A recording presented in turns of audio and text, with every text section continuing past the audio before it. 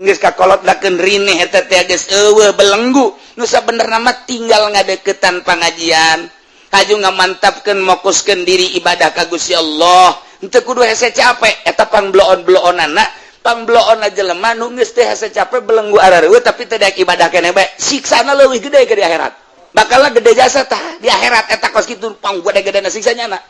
cak Allah teh sia teu daek ibadah bae ka aing